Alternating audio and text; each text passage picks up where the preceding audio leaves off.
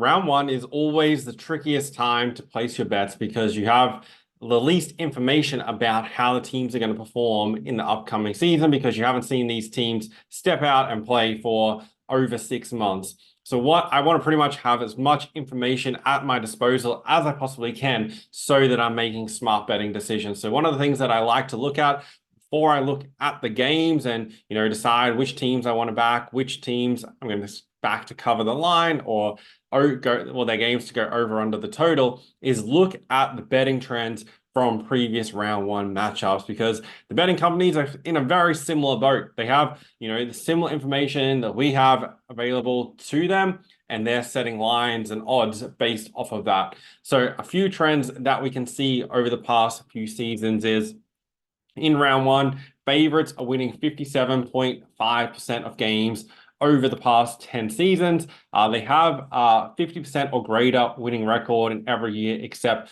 2022 and 2014. But that's nothing all that exciting because, obviously favorites aren't going to be $1.90 for all 8 games for the round. So if you're going to back them, you're going to need a much higher winning percentage to back all of them than 57.5%. So if we dive a little bit deeper, home favorites, that win rate goes up to 63%. Away favorites is only at 50%. So that means home underdogs are winning 50% of matches. So if you just backed every home underdog for the past 10 seasons in round one, then you would be profitable on those bets level staking. Now, if we look at against the spread, so handicap and line markets, favorites are only covering 43.8% of games. So once again, home underdogs are winning straight up, and they're also winning the battle in covering the spread. So if you backed every home underdog, every underdog, against the spread, you'd be profitable. And it didn't really matter whether they were a home underdog, because away favorites have a losing record at 44%, and home favorites, so away underdogs, also have a winning record. So definitely leaning towards underdogs in the opening round. I'm recording this after the opening 2 games over in Vegas, and both underdogs won those matches straight up as well. So we've already kind of seen that trend continue. And obviously this doesn't mean you should just go in, back every underdog and just throw everything else out the window.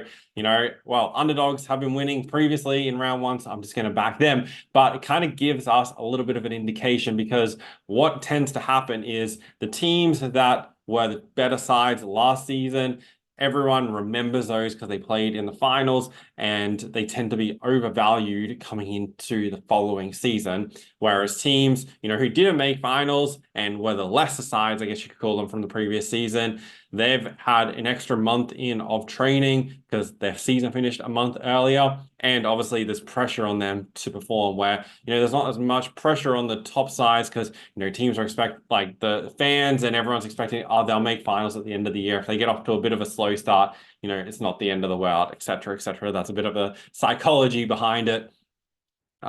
Looking a little bit deeper into home and away trends, home sides are winning 57.5% of games, and against the spread, home teams are only covering 48.8%. Hence, the issue with backing home favorites is really dragging that number down.